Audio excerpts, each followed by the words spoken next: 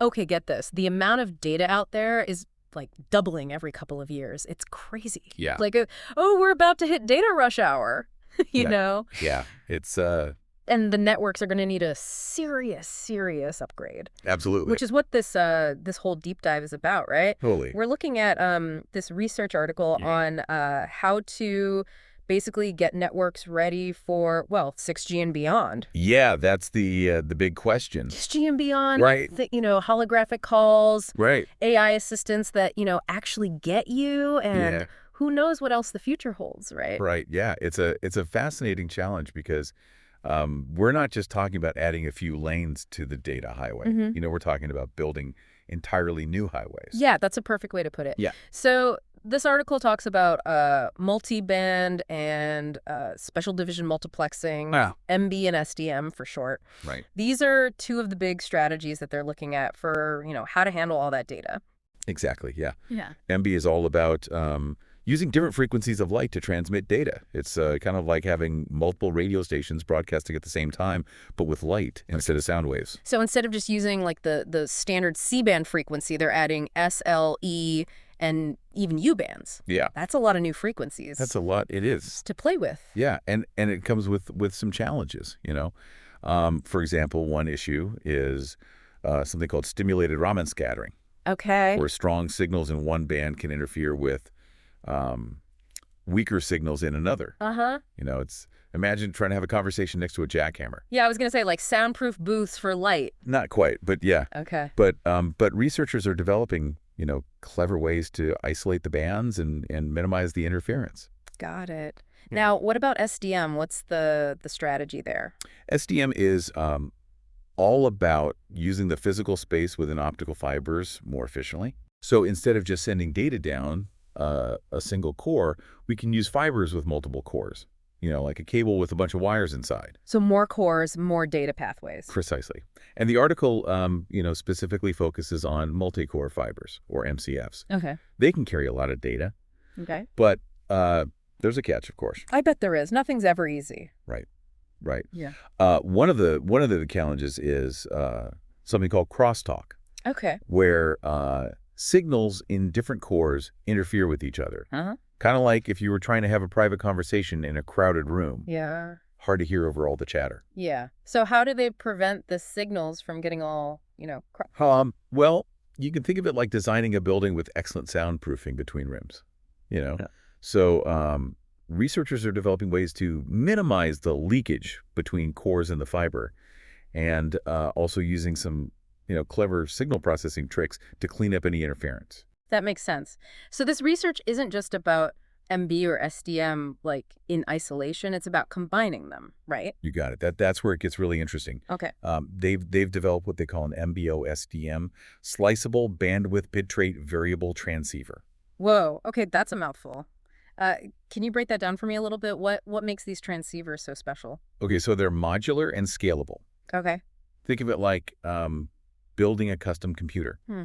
You pick the components you need based on your specific requirements. So instead of buying a pre-built computer with features you might not even use, you're building a network connection that's like tailor-made for your data needs. Exactly. So network operators can, pay as they grow. Right. Adding capacity only when they need it. I'm starting to see the appeal, but these transceivers are more than just modular, right? I mean, the article also mentions some pretty fancy algorithms too. Absolutely, yeah. They use adaptive loading techniques and algorithms like bit and power loading to optimize performance on the fly. Okay. So, they can adjust the signal strength and modulation format for each individual data stream, ensuring everything runs smoothly. So they're constantly analyzing the network traffic and like making adjustments to ensure the best possible performance. Exactly. It's like having a super smart traffic management system that can, predict and prevent congestion. Wow. Okay. Now that is clever. And all of this is being done using IMDD, right? Right. Intensity modulation direct detection. Okay. Yeah. It's a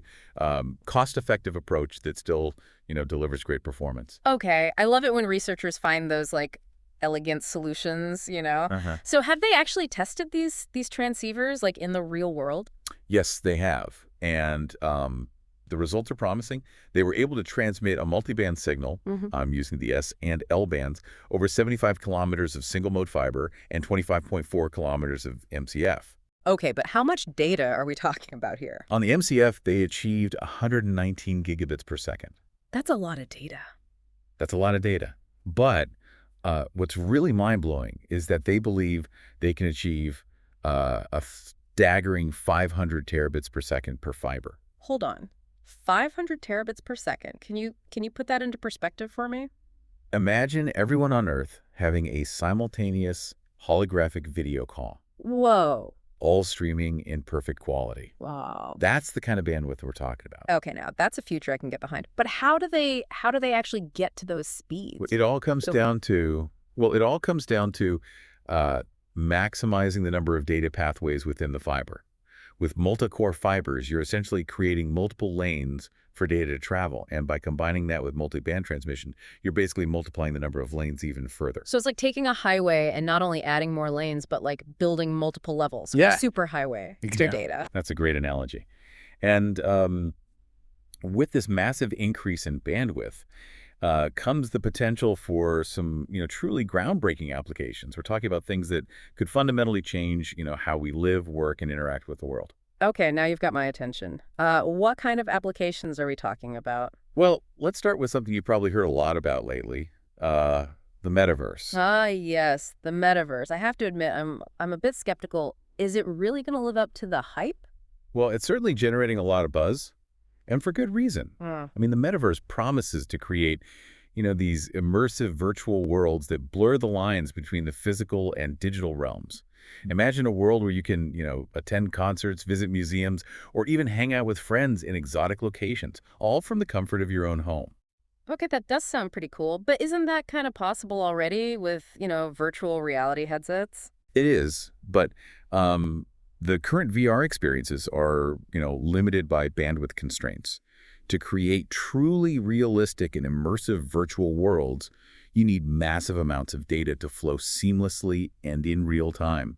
And that's where these new optical networks come in. So these transceivers are like the key that unlocks the full potential of the metaverse. Exactly. With the kind of bandwidth they provide, we could create virtual experiences that are, practically indistinguishable from reality. You could feel the sand between your toes on a virtual beach, or the wind in your hair as you fly through a virtual cityscape. Okay, I'm starting to get it. But beyond entertainment, what are some other applications that could benefit from this kind of bandwidth? The possibilities are almost endless.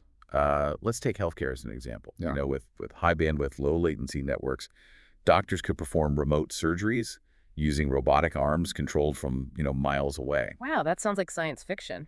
It does, doesn't it? But it's becoming a reality. And it's not just about surgery. Imagine a world where patients in rural areas can access specialists in major cities through telemedicine platforms that provide, real-time, high-definition video consultations. That would be a game changer for, healthcare accessibility. Absolutely. No more long waits or expensive travel for specialized care. Exactly. And that's just one example. We could see similar transformations in education, manufacturing, transportation, and countless other industries.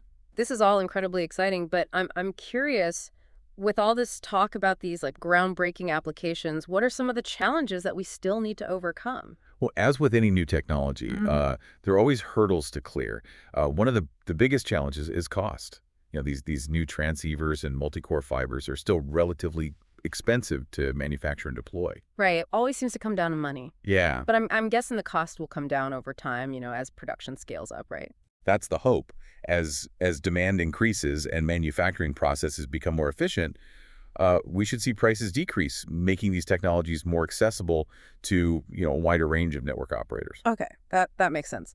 But cost isn't the only challenge, is it? I mean, what about the technical side of things? Are there any potential roadblocks there? Of course. Innovation is a continuous process. One of the key technical challenges we need to address is crosstalk, which we discussed earlier. As we increase the number of cores in a fiber, the potential for interference between signals, becomes greater. Right. The more neighbors you have in a fiber, the harder it is to keep the conversations separate. Exactly. Researchers are constantly developing new techniques to mitigate crosstalk, such as, designing fibers with better isolation between cores and implementing advanced signal processing algorithms. So it's like a constant game of cat and mouse. As we push the limits of bandwidth, we need to develop even more sophisticated ways to manage those signals. Precisely. It's a fascinating challenge and one that's, driving a lot of exciting innovation in the field of optical networking. Okay, I'm starting to grasp the complexities involved here. But beyond the technical challenges, I'm also wondering about security. With all this data flowing through these new networks, how do we ensure that it's protected from, cyber attacks? Security is always a paramount concern, especially as our networks become more interconnected and, data dependent. The good news is that researchers are working hard to develop, robust security measures for these next generation networks. So what kind of security measures are we talking about? Well, it's a multi-layered approach. We need to protect, the physical infrastructure itself as well as the data that's being transmitted. This involves, everything from advanced encryption algorithms to sophisticated intrusion detection systems. So it's like building a fortress around our data with multiple layers of defense. That's a good way to think about it. And as cyber threats continue to evolve, security measures will need to evolve as well. It's an ongoing arms race, but one that we're committed to winning. That's reassuring to hear because as we become more reliant on these networks for, everything from financial transactions to critical infrastructure, security becomes absolutely essential. I couldn't agree more. It's a shared responsibility. Network operators, equipment manufacturers, and governments all need to work together to ensure the security and integrity of our data. Okay, so we've talked about the potential benefits of these new optical networks, the challenges we face, and the importance of security. Now, I'd love to dive a bit deeper into the specific research you shared with us. The article mentions some pretty impressive experimental results. Yes, let's take a closer look at those experiments. They provide, a fascinating glimpse into the capabilities of these new transceivers. The article highlights that they were able to successfully transmit a multiband signal over both single-mode fiber and multicore fiber. What's the significance of that? Well, demonstrating successful transmission over both types of fiber is crucial because it shows, the versatility of these transceivers. They can be deployed in a variety of network configurations, leveraging the strengths of each fiber type. So it's about having the right tool for the job. Yeah, Single-mode fiber for long-distance transmission and multicore fiber for, high-capacity applications. exactly. And the researchers achieved some impressive speeds in their experiments. On the multicore fiber, they reached a speed of 119 gigabits per second. Wow, that's fast. To put that into perspective, you could download an entire HD movie in just a few seconds. But what really blew my mind was their prediction of achieving 500 terabits per second per fiber. Is that even remotely possible? It sounds like science fiction, but based on their experimental results and their understanding of, the underlying technologies, it's a feasible goal. By fully utilizing the spatial and spectral resources of multi-core fiber, we can, achieve unprecedented levels of bandwidth. 500 terabits per second. It's mind-boggling.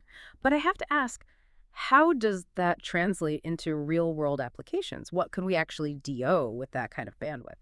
That's where things get really interesting. Imagine a world where that's where things get really interesting. Imagine a world where scientific breakthroughs happen at warp speed because researchers can analyze massive data sets in the blink of an eye, or where entire cities become seamlessly interconnected with sensors and devices communicating effortlessly to optimize everything from, traffic flow to energy consumption. It sounds like we're talking about a future where the limitations of bandwidth are a distant memory, a world where we're only limited by, our imagination. Precisely. And that's what makes this research so exciting. It's not just about, incremental improvements. It's about a fundamental shift in what's possible. I'm starting to see the bigger picture here. It's not just about, faster downloads or smoother video calls. It's about creating a world where technology can truly empower us to solve some of, humanity's biggest challenges. Exactly. With these kinds of networks, we could create like a global nervous system connecting people and ideas in ways we can only dream of today. That's a powerful image. But I have to ask, are we really ready for a world with this level of connectivity? What about the potential downsides? That's a valid concern. As with any powerful technology, there are always potential risks and unintended consequences. Mm. We need to be thoughtful about how we develop and deploy these networks, ensuring that they're used for good and not for harm. So it's not just about the technology itself, it's about how we choose to use it. Absolutely. We need to have, open and honest conversations about the ethical implications of these advancements. Hmm. We need to consider issues like privacy, security, and accessibility to ensure that everyone benefits from these innovations, not just, a select few. It sounds like we have a lot of work to do, not just on the technical side, but also on the societal side. We do, Yeah. but I'm optimistic. Humans have a remarkable ability to adapt and innovate. Hmm. If we approach these challenges with wisdom and foresight, we can create a future where technology empowers us to build a better world for everyone. Well said. On that note, I think we've reached the end of our deep dive today. Yeah. We've covered a lot of ground today, from the mind-boggling scale of data growth to the intricacies of multiband and multicore transmission, and even peeked into a future filled with possibilities. Yeah, it's been a fascinating journey, and I hope our listeners have come away with, a deeper understanding of not just the technical aspects of optical networks, but also the profound impact they're likely to have on our lives. I couldn't agree more.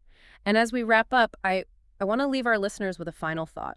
As we push the limits of data transmission, as we unlock new levels of connectivity and create a world that's increasingly interconnected, let's remember that the most important connection is the one we have with each other.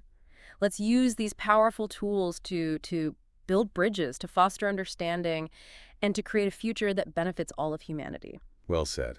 I can't think of a better way to end our deep dive. Until next time, keep exploring, keep learning, and keep diving deep.